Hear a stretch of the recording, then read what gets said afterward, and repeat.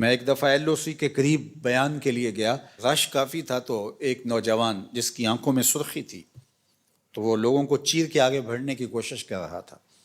انتظامیہ نے روکنا چاہا تو میں نے اشارہ کیا کہ اس کو قریب آنے دیا جائے، تو وہ قریب آیا اور کپ کپاتے ہوئے ہونٹوں سے اس نے مجھے کہا کہ میں آپ کا سن کے بارڈر سے آیا ہوں، بس یہ میرے لیے دعا کیجیے اللہ مجھے شہادت عطا کر دے۔ جب قوم کے بیٹوں میں یہ جذبہ ہوگا تو دنیا کی کوئی طاقت ہمیں نہیں مٹا سکتی۔ قلت اور کثرت یہ پھر ثانوی حیثیت اختیار کر جاتی ہے۔ کس کے پاس اسلحے زیادہ ہیں، کس کے پاس افرادی قوت زیادہ ہے، معاشی طور پہ کون مضبوط ہے، پوری دنیا کفر کا ہاتھ کس کی پشت پر ہے، یہ چیز ثانوی حیثیت اختیار کر جاتی ہے۔ دیکھا یہ جاتا ہے سینوں میں جذبوں کا طوفان کس کے پاس ہے۔ کروڑوں خداؤں کے ماننے والوں نے ایک خدا کے ماننے والوں پر حملہ کر کے اس وقت موجودہ ملکی صورتحال، باہمی تفرقات اور جو ہماری معاشی حالت اور ابتری ہے اس کو جانچتے ہوئے اس نے سمجھا ہے کہ میں پاکستان کو کھا جاؤں گا۔ کروڑوں خداؤں کے ماننے والوں کو ہم پیغام دیتے ہیں، تم جذبوں کو کبھی شکست نہیں دے سکتے۔ آپ نے کئی دفعہ مودی کی زبان سے رافیل پر اتراتے ہوئے دیکھا ہوگا، بار بار کہتا تھا ہمارے پاس رافیل ہیں، اور اس پہ اس کو ناز تھا۔ رافیل کا نام لیتے اس کی باچھیں کھل جاتی تھیں اور وہ رافیل رافیل کرتا پھر رہا تھا، لیکن پھر رافیل کو بھاگنے کے راستے بھی نہیں ملے ہیں۔ وہ ابابیلوں سے ہاتھی مروانا جانتا ہے، وہ رب ہے، وہ احکم الحاکمین ہے۔ اس نے ابرا کے ہاتھیوں کو نیست و نابود کر کے رکھ دیا۔ تمہارے رافیل کا جو حال ہوا پوری دنیا تم پہ تھو تھو کر رہی ہے، اور ہمارے ابابیل تمہارے مقابلے میں ڈٹے ہوئے، اور انشاءاللہ پاکستان فاتح بن کے ابھرے گا۔ قوم متحد ہو چکی ہے، پاک فوج کی پشت پہ پوری قوم کھڑی ہے، اپنے جوانوں کے ساتھ، اپنے شیروں کے ساتھ یہ قوم کھڑی ہے۔ مت کوئی بھول میں رہے، داخلی اختلافات آنے والے دشمن کی جارحیت کے مقابلے میں ختم ہو جاتے ہیں اور قوم میں متحد ہو جاتی ہیں۔ تمہارے اس اقدام نے قوم کو یکجا کر دیا ہے، قوم کو کھڑا کر دیا ہے۔ ہمارے شیر دل مجاہد جو اپنی جانیں ہتھیلی پہ لیے مرنے کی، شہید ہونے کی آرزویں کر رہے ہیں اور ہاتھ جوڑ جوڑ کے کہہ رہے ہیں دعا کرو مجھے شہادت مل جائے، اس قوم کو تم کیسے شکست دے سکتے ہو؟ کیسے اس قوم کو تم بچھاڑ سکتے ہو؟ تم نے اس قوم کو للکارا ہے جو رب کی طاقت پہ بھروسہ رکھتی ہے، جو جہاد فی سبیل اللہ پہ بھروسہ رکھتی ہے، شہادت جس کے لیے سعادت کا تاج ہے۔ ہمارے پائلٹ دارو پی کے نہیں چڑھتے جہازوں کے اوپر، تم تو ان کو تحور دلاتے ہو اور وہ لرزتے ہوئے ان کے قدم لڑکھڑا رہے ہوتے ہیں، اور ہمارے تو شیر دل پائلٹ ایک دوسرے سے آگے بڑھ کے خود اپنے آپ کو پیش کر رہے ہوتے ہیں کہ یہ سعادت پہلے مجھے عطا کیجیے۔ تم ایم عالم کی داستانیں بھول چکے ہو، یہ انہی کے فرزند ہیں، یہ انہی کے بیٹے ہیں، اور یہ قوم انشاءاللہ سرخرو رہے گی، سر بلند رہے گی۔ تم بھول گئے، تم نے سمجھا کہ یہ باہمی افتراق میں مبتلا ہے، اور آج اسرائیل کے بل بوتے پہ پھدک رہے ہو۔ اس کے ڈرون تم ہماری فضاؤں میں چھوڑ کے سمجھتے ہو کہ ہم بڑے بہادر بن گئے ہیں۔ یہ تمہارے ڈرون اور تمہارے طیارے اور تمہاری توانائی اور تمہارے آلات حرب و ضرب یہ تمہارے لیے ہی جہنم بن جائیں گے، اور انشاءاللہ آج نہیں تو کل پاکستان کا جواب دیکھنے والا ہوگا، دنیا دیکھے گی انشاءاللہ۔ ہم سرخرو ہوں گے، سر بلند ہوں گے، اسلام کا جھنڈا پوری دنیا کے اوپر لہرایا جائے گا۔ اللہ اکبر! یہ کیا ہمارا مقابلہ کریں گے؟ یہ گائے کا پیشاب پینے والے، آب زمزم پینے والوں کا مقابلہ کیسے کر سکتے؟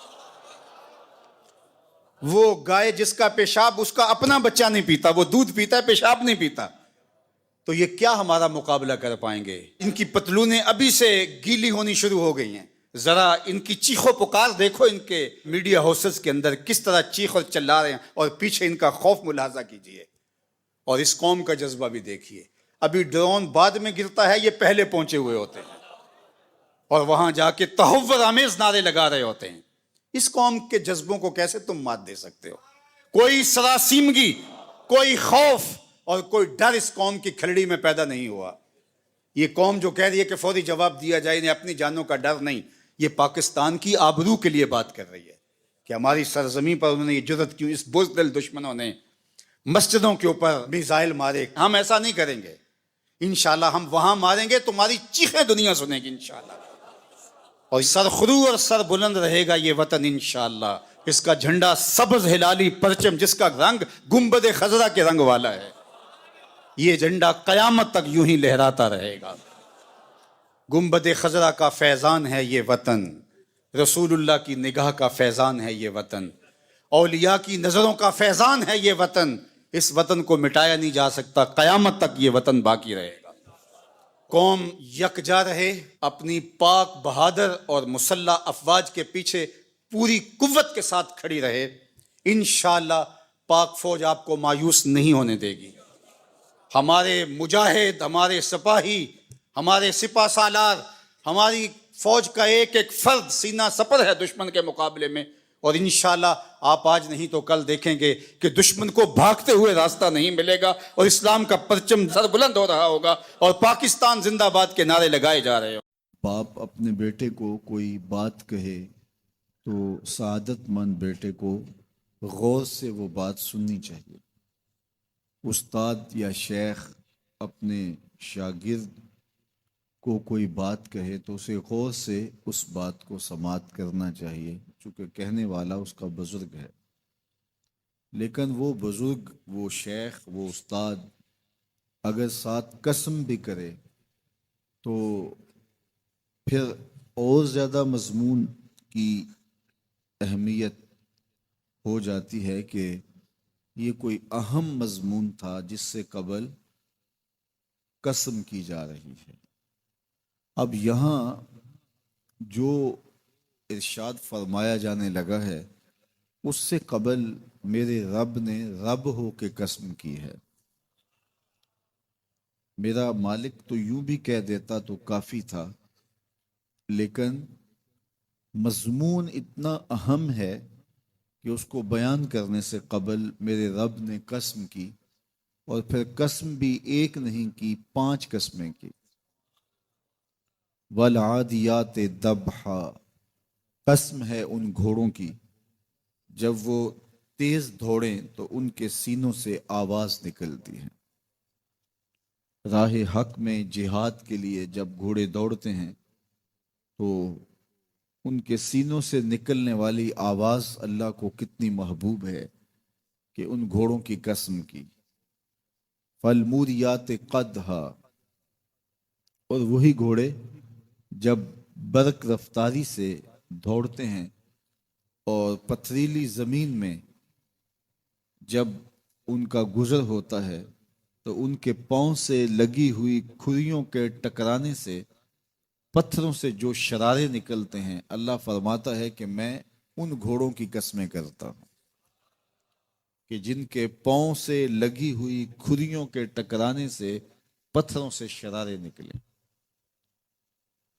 پھر ارشاد فرمایا فالمغیرات صبحا، اور وہ گھوڑے صبح کے وقت جب حملہ آور ہوتے ہیں اور دشمن کے لشکروں کو تخت و تاراج کرتے ہیں تو ان حملہ آور ہونے والے گھوڑوں کی قسم. فَأَثَرْنَ بِهِ نَقْعًا، اور جب وہ حملہ آور ہوتے ہیں تو ان کی سموں سے گرد اڑتی ہے. تو اللہ فرماتا ہے وہ گرد اڑانے والے گھوڑوں کی قسم. پھر ارشاد فرمایا فَوَسَّطْنَ بِهِ جَمْعًا، اور وہ بہادر اور دلیر گھوڑے اپنے سوار کو لے کر کے جب دشمن کے قلب میں گھس جاتے ہیں اور جتھوں پر حملہ آور ہوتے ہیں تو مجھے گھوڑوں کی یہ ادا بھی اچھی لگتی ہے، تو مجھے ان گھوڑوں کی قسم. تو 5 قسمیں کی. قسم ہے ان گھوڑوں کی جو دوڑتے ہیں تو ان کے سینوں سے آواز نکلتی ہے. قسم ہے ان گھوڑوں کی کہ جب وہ پتھریلی زمین سے گزریں تو ان کے پاؤں سے لگی ہوئی کھریوں کے ٹکرانے سے پتھروں سے جو شرارے نکلیں. قسم ہے مجھے ان گھوڑوں کی جو لشکروں کو تاخت و تاراج کریں. قسم ہے ان گھوڑوں کی جب وہ حملہ آور ہوں تو گرد اڑے. اور قسم ہے ان گھوڑوں کی جو لشکروں کے کلیجے چیر دیں اور آگے بڑھ جائیں اور دشمنوں کے جتھوں پہ حملہ آور ہوں. تو ان 5 قسم کے گھوڑوں کی میرے رب نے قسم کی ہے۔ اللہ اکبر، میرے مالک ذات کے گھوڑے اور تو ان کی قسمیں کرے، تو کہا کہ یہ گھوڑے میرے محبوب کے غلاموں کے ہیں۔ اللہ اکبر، محبوب کے غلاموں کے گھوڑوں کے پاؤں سے لگی ہوئی کھریوں کے ٹکرانے سے، پتھروں سے جو شرارے نکلے رب کو وہ بھی پسند ہیں۔ ذرا غور تو کیجئے، تو ذات کے گھوڑے بھی ہوں لیکن نسبت محبوب سے ہو تو وہ گھوڑے بھی اچھے لگتے ہیں۔ اچھا ذرا آگے آ جائیے، ذات کا کتا ہے لیکن ولیوں کے سنگ جڑ گیا۔ اللہ نے اس کتے کا ذکر قرآن میں کیا بلکہ اس کے بیٹھنے کے سٹائل کو بیان کیا۔ وَكَلْبُهُمْ بَاسِطٌ ذِرَاعَيْهِ بِالْوَسِيدِ، ان کا کتا غار کے دھانے پہ اپنے بازوؤں کو پھیلا کے بیٹھا ہے۔ غار کی دہلیز پر بیٹھنے والے کتے کی حیت جلوس کو، اس کے بیٹھنے کے سٹائل کو قرآن نے بیان کیا۔ مالک اس میں ہمارے لیے کیا ہدایت ہے؟ ایک کتے کے بیٹھنے کے سٹائل کو تو بیان کر رہا ہے، اس کی حیت جلوس کو بیان کر رہا ہے، انداز نشست کو بیان کر رہا ہے، تو قرآن تو سراپا ہدایت ہے، تو اس میں ہمارے لیے کیا ہدایت ہے؟ کہا یہی تو بتانا چاہتا ہوں کہ ذات کا کتا بھی ہو، سنگ نیکوں کے جڑ جائے تو وہ قابل ذکر ہو جاتا ہے، اور اگر تم میرے ولیوں سے جڑ جاؤ گے پھر تمہارا مرتبہ کیا؟ یہاں تو کتے جڑ جائیں تو قابل ذکر ہوتے ہیں۔ اچھا ذات کی چیونٹی ہے لیکن راہ تکتی حضرت سلیمان پیغمبر کا، تو اس چیونٹی کی گفتگو اللہ نے قرآن میں بیان کر دی اور اس کے نام کی صورت اتار دی۔ النمل، سورہ نمل اس چیونٹی کے نام پہ صورت ہے جو حضرت سلیمان علیہ السلام کی راہیں تک رہی تھی اور اپنی ہمجولیوں سے کہہ رہی تھی جلدی جلدی اپنی بلوں میں داخل ہو جاؤ، اللہ کے نبی کا لشکر بے خبری میں کہیں تمہیں کچل نہ ڈالے۔ اور حضرت سلیمان نے اس چیونٹی کی بات کو سنا، فَتَبَسَّمَ ضَاحِكًا مِّن قَوْلِهَا، اور مسکرا بھی پڑے۔ تو چیونٹی بھی ہو، گھوڑے بھی ہوں، کتے بھی ہوں، لیکن جب اچھے لوگوں کے سنگ جڑ جائیں، نسبت بلند ہو جائے تو وہ قابل ذکر ہو جاتے ہیں۔ تو ہیں گھوڑے لیکن میرا رب رب ہو کے قرآن میں ان گھوڑوں کی اداؤں کی قسمیں کر رہا ہے۔ وَالْعَادِيَاتِ ضَبْحًا فَالْمُورِيَاتِ قَدْحًا فَالْمُغِيرَاتِ صُبْحًا فَأَثَرْنَ بِهِ نَقْعًا وَوَسَطْنَ بِهِ جَمْعًا۔ قسم ان گھوڑوں کی جو تیز دوڑیں تو سینوں سے آواز نکلے، پتھریلی زمین میں جائیں تو پاؤں سے شرارے نکلیں، گرد و غبار اڑائیں، دشمن کے لشکروں کو تاخت و تاراج کر کے ان کے جتھوں میں گھس جائیں، ان دلیر اور بہادر گھوڑوں کی میرا رب رب ہو کے قسم کر رہا ہے۔ یہاں قسم کی بات چلی تو اللہ نے محبوب کے گھوڑوں کی قسم کی، گھوڑوں کی اداؤں کو پسند کیا۔ محبوب کے غلاموں کے گھوڑے، ان کے پاؤں سے لگی ہوئی کھریوں سے ٹکرانے والے پتھروں سے نکلنے والے شرارے، رب کے وہ بھی محبوب۔ اللہ اکبر۔ تو پھر قسم کی بات چلی تو کبھی گھوڑوں کی قسمیں کی، کبھی محبوب کی راہ گزر کی قسم کی۔ لا اقسم بہذا البلد، مجھے قسم ہے اس شہر کی۔ تو شہر مکہ کی قسم کیوں کی؟ وہاں کعبۃ اللہ ہے، مقام ابراہیم ہے، چاہے زمزم ہے، صفا و مروہ ہے، مزدلفہ ہے، منا ہے، عرفات ہے، قدم قدم انوار کی برستی برکھا ہے، مطاف ہے، حتیم ہے، مستجاب ہے، مستجار ہے، ملتزم ہے، باب کعبہ ہے، سقف بیت اللہ ہے، قدم قدم پہ انوار برس رہے ہیں۔ شاید میرے رب نے قسم اس لیے کی ہو، شاید قسم اس لیے کی ہو، لیکن میرا رب کہتا ہے لا اقسم بہذا البلد، مجھے قسم ہے شہر کی، یعنی شہر مکہ کی۔ کیوں؟ یہاں کعبۃ اللہ ہے، یہاں مقام ابراہیم ہے، یہاں مزدلفہ ہے، منا ہے، عرفات ہے۔ کیوں قسم؟ وانت حل بہذا البلد، محبوب اس شہر کی گلیوں نے تیرے قدم چومے۔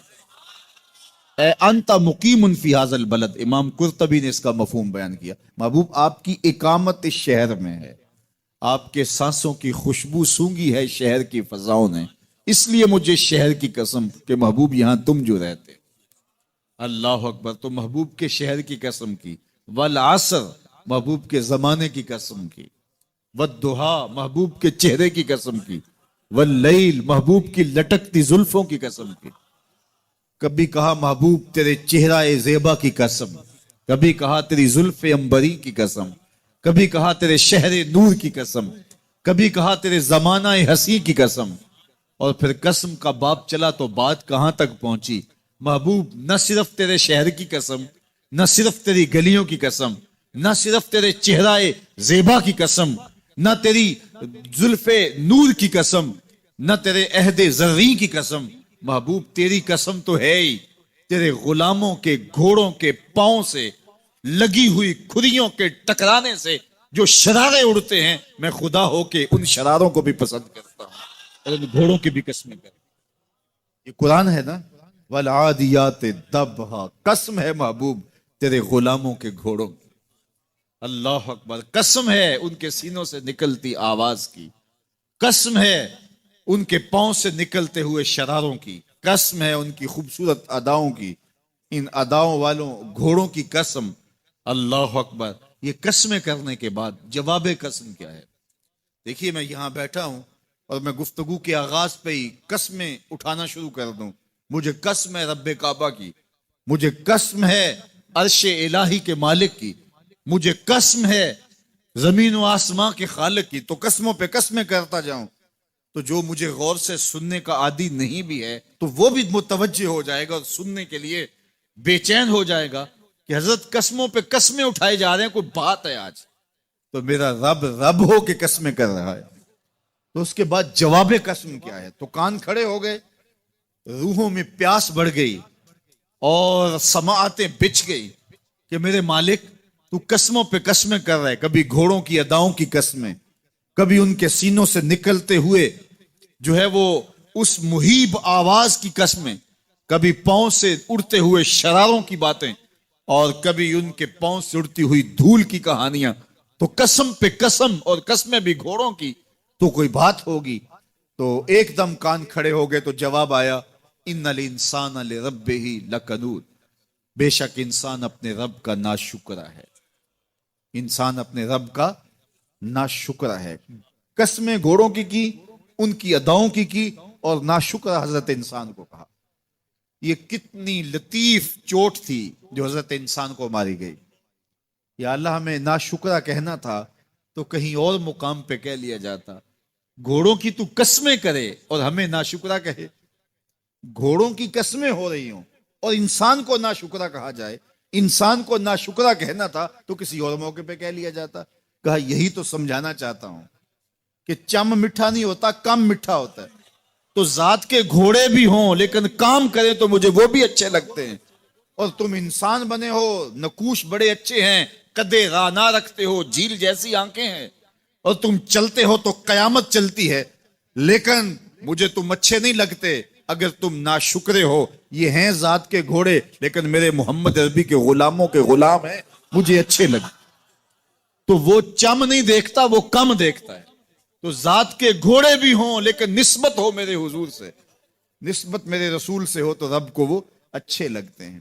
تو کہا والعادیات ضبحا فالموریات قدحا فالمغیرات صبحا فاثرن به نقعا فوسطن به جمعا ان الانسان لربہ لکنود، بے شک انسان اپنے رب کا ناشکرا ہے۔ اللہ اکبر۔ پھر فرمایا وَإِنَّهُ عَلَىٰ ذَلِكَ لَشَهِيدٌ، اس پر کسی دلیل کی ضرورت نہیں ہے کہ یہ ناشکرا ہے، یہ خود اس کا گواہ ہے۔ ذرا اپنے اندر اتر کے دیکھے کہ یہ کھڑا کہاں ہے، یہ کس قدر نعمتیں پانے کے باوجود شکوے کی زبان کھولے رکھتا ہے۔ یہ ناشکرا ہر وقت اس کی نعمتوں کی ناشکری کرتا رہتا ہے۔ جتنی نعمتیں اس کو عطا کی، اس کو تو ہم نے جو چمکتی روشن آنکھیں دی ہیں، اس کو بولتی زبان بخشی ہے، خوبصورت چہرہ دیا ہے، قد رانا بخشا ہے، اس کو دماغ دیا ہے، دماغی قوتیں عطا کی ہیں، اور اس کو سننے والے کان دیے، اس کی زبان پہ ذائقے رکھ دیے، نظام انہضام، نظام تنفس، کیا کیا نہیں سے عطا کیا، لیکن ہر وقت یہ ناشکری کے کلمات ہی بولتا رہتا ہے۔ میرے پاس یہ بھی نہیں، یہ میرے پاس یہ بھی نہیں، میرے پاس یہ بھی نہیں۔ دیکھیں اس کے پاس کیا کیا اس کے مالک نے عطا کیا ہے۔ تو یہ ہر وقت ناشکری، اور پھر جوں جوں ہم قیامت کے قریب ہوتے چلے جا رہے ہیں، ناشکری بڑھتی چلی جا رہی ہے۔ میں کوئی بہت لمبی عمر نہیں رکھتا، لیکن مجھے آج سے 35 سال پہلے کے حالات کی ہوش ہے، اور جو میرے سے زیادہ عمر میں ہیں وہ اس سے پہلے کے حالات جانتے ہیں۔ تو میرا بنیادی طور پہ ایک دیہات سے تعلق ہے، تو میں اچھی طرح جانتا ہوں کہ لوگوں کے پاس جو آج کچھ ہے وہ آج سے 35-40 سال پیچھے نہیں تھا۔ بالخصوص دیہاتوں کے اندر لوگوں کے پاس ایک یا دو جوڑے ہوتے تھے اور انہیں بار بار پہنتے تھے۔ کسی شادی یا بیاہ کے موقع پہ جانا ہوتا تو بعض اوقات کسی سے وہ لباس یا جوتے مانگ کے لے کے جاتے۔ مجھے اچھی طرح یاد ہے کہ اس زمانے میں لوگ اپنے کندھے پر ایک کپڑا رکھا کرتے تھے، اور شادی پر اگر کسی نے جانا ہوتا تو جس کا کپڑا بہت اچھا ہوتا تو اس سے وہ مانگ لیا کرتے تھے کہ میں نے ذرا شادی پہ جانا ہے۔ بڑے بھائی کے جوتے پہن لیا کرتے تھے، اور اسی طرح گزر ہوتا تھا۔ کبھی کوئی شکوہ زبان میں پیدا نہیں ہوا تھا، اور لوگوں کے شکستہ سے کچے گھر ہوتے تھے، اور گھر کے صحن میں ایک درخت ہوتا تھا، دوپہر وہاں کاٹ لیتے تھے۔ اکثر لوگ دوپہر کا کھانا تیار نہیں کرتے ہوتے تھے، دودھ پی کر کے ہی گزارا کر لیتے تھے۔ صبح کو ناشتہ اور شام کو کھانا ہوتا تھا، لیکن اس کے باوجود اللہ کا شکر کیا کرتے تھے۔ یہ پچھلے دن میں گزرا تو دیکھا کہ بچے کھیل رہے ہیں اور غبارے پھوڑ رہے ہیں، اور جب غبارہ پھٹتا ہے نا تو بچے خوش ہوتے ہیں، کہے لگاتے ہیں۔ پھر دوسرا غبارہ ہے، وہ اس سے کھیلنے لگ جاتے ہیں، اور پھر جب وہ پھٹتا ہے تو پھر خوش ہوتے ہیں۔ تو میں ذرا رک گیا اور اس منظر کو دیکھنے لگا، اور پھر میں نے کہا کہ غبارہ پھٹتا ہے تو یہ بچے خوش ہوتے ہیں، لیکن جب ہمارا زمانہ ہوتا تھا، جب ہم بچے تھے تو غبارہ پھٹتا تھا، ہم رونے لگ جاتے تھے، کیونکہ کھیل ہی ختم ہو جاتا تھا۔ ایک ہی غبارہ ہوتا تھا 5-6 بچوں کے پاس، اور غبارہ پھٹ گیا تو کھیل ختم، تو سارے رونے لگ جاتے تھے۔ اور اب یہ غبارے پہ غبارہ پھوڑ رہے ہیں اور خوش ہو رہے ہیں، تو کہاں سے کہاں ہم آ پہنچے۔ لیکن اس زمانے میں اگر کسی سے پوچھا جاتا، لوگ پیدل سفر کرتے اور لباس بھی پورے نہ ہوتے، تو جب کسی سے پوچھا جاتا کیا حال ہے تو وہ لمبا ہاتھ کر کہتا ہے اللہ کا شکر ہے۔ اس کی باڈی لینگویج بتاتی تھی کہ وہ اس کا رواں رواں اللہ کا شکر ادا کر، تو اس کا لہجہ بتاتا تھا، اس کا انداز بتاتا تھا کہ وہ اللہ کا شکر کس گہرائی قلب سے کر رہا ہے، تو وہ کہتے ہیں اللہ کا شکر ہے۔ اور آج جب کہ اتنی نعمتیں لوگوں کو میسر ہیں، اتنا کچھ نصیب ہے، عالی نصب گھروں میں رہتے ہیں، لمبی لمبی گاڑیاں ہیں، سہولتیں ہیں، آسودگیاں ہیں، آسائشیں ہیں، مالی آسودگی ہے، رہائشی آسودگی ہے، کھانے پینے کے وافر سامان ہیں، ٹیبل پہ اتنے کھانے لگے ہوئے ہوتے ہیں کہ باری نہیں آتی کھانے کی، اور اس قدر لباس ہے کہ موسم گزر جاتا ہے اور بعض لباس بدلنے کی باری نہیں آتی۔ لیکن اس کے باوجود کسی سے پوچھے جناب کیا حال ہے، آسودہ حال شخص سے بھی پوچھیں تو وہ بھی بڑے آہستگی سے کہتا ہے بس چل ہی رہا ہے۔ تو وہ زمانہ تھا کہ جب لوگوں کے پاس کچھ تھا نہیں تو لمبا ہاتھ کر کے کہتے، تشکر کا لہجہ کتنا دل آویز تھا، اللہ کا شکر ہے۔ اور آج کہتے بس گزر ہو ہی رہی ہے، بس چل ہی رہا ہے۔ تو ناشکری بڑھتی چلی جا رہی، اتنا کچھ ہونے کے باوجود جو ہے وہ ان کا بھی چل ہی رہا ہے۔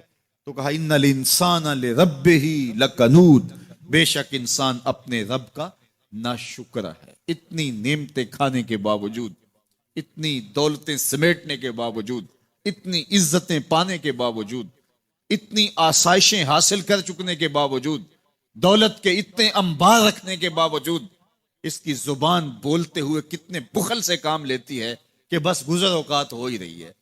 اور میاں تیرے رب نے تجھے اتنا کچھ دیا، یہ دولتیں، یہ دولتوں کے انبار، یہ آسودگیاں، یہ بہاریں، یہ سب کچھ نہ ہوتا، تجھے زندگی بخش دی تھی، اس کا ہی شکر تیرے اوپر واجب تھا۔ اللہ اکبر۔ اللہ نے حضرت انسان کو یہ جو کچھ دیا ہے، کتنی چیزیں ہیں ہمیں پتہ بھی نہیں کہ وہ نعمت ہے، لیکن اللہ نے ہمیں عطا کی ہے۔ دنیا کا ایک امیر ترین شخص تھا اناسس، تو اس کے یہ آنکھوں کے جو پپوٹے تھے یہ کام کرنا چھوڑ گئے۔ ہمیں کبھی اس کا احساس بھی نہیں ہوا کہ یہ کوئی نعمت ہے۔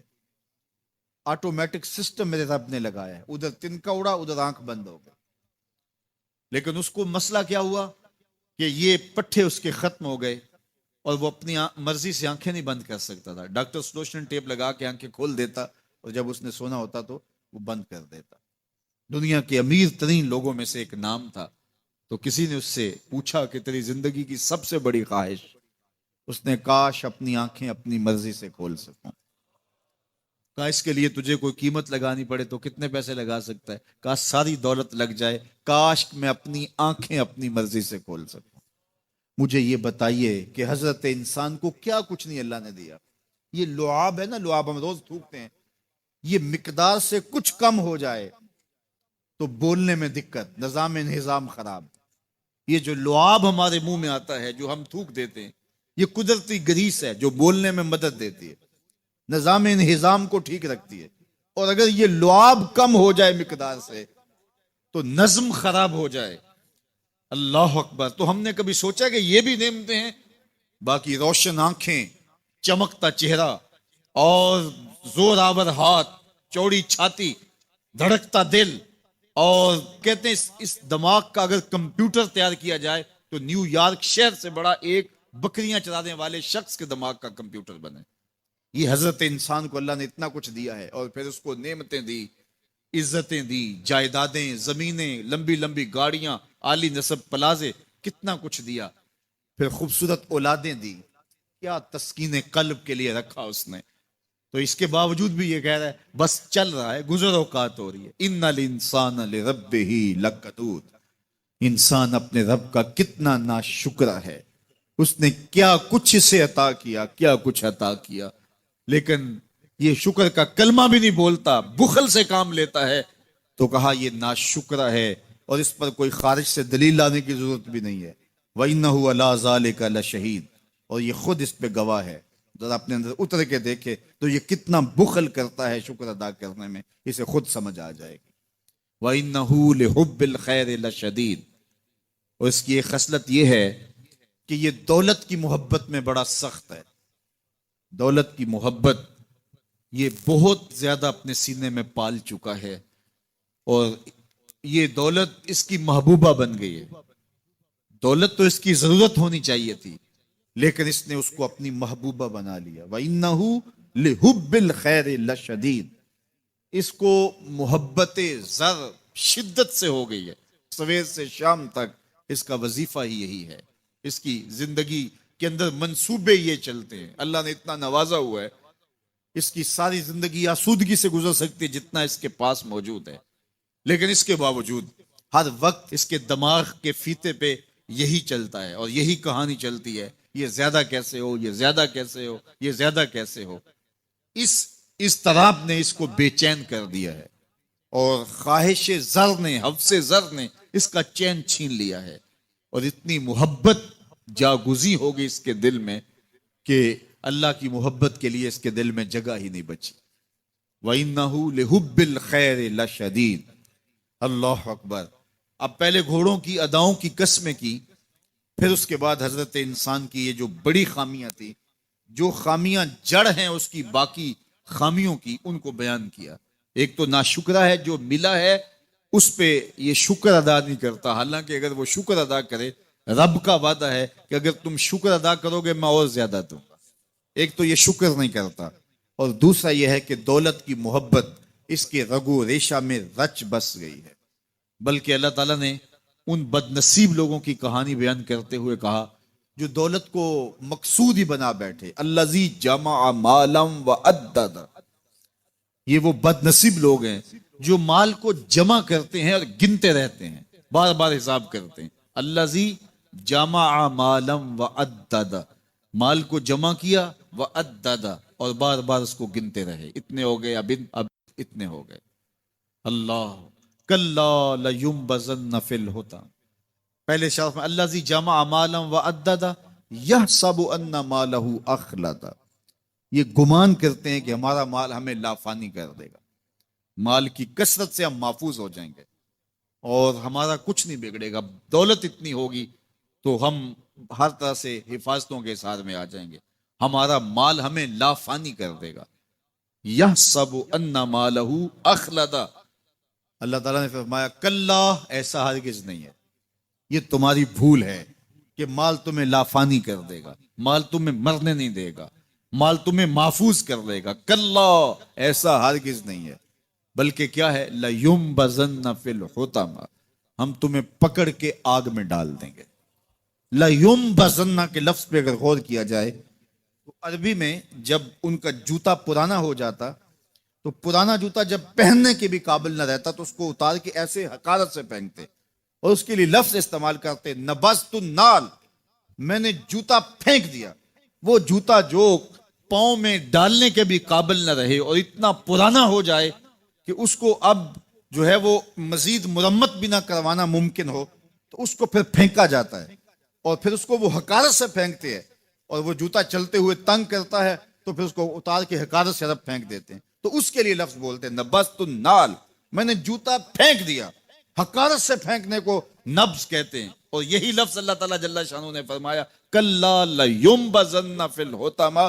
اے اہل عرب، جس طرح تم جوتا پرانا حقارت سے پھینکتے ہو ہم حقارت سے تمہیں آگ میں ڈال دیں. کلا لیمبذن فی الحطمہ. یہ ان مالداروں کی کہانی ہے جنہوں نے مال کو اپنا معبود بنا لیا، مال کو اپنا مقصود بنا لیا.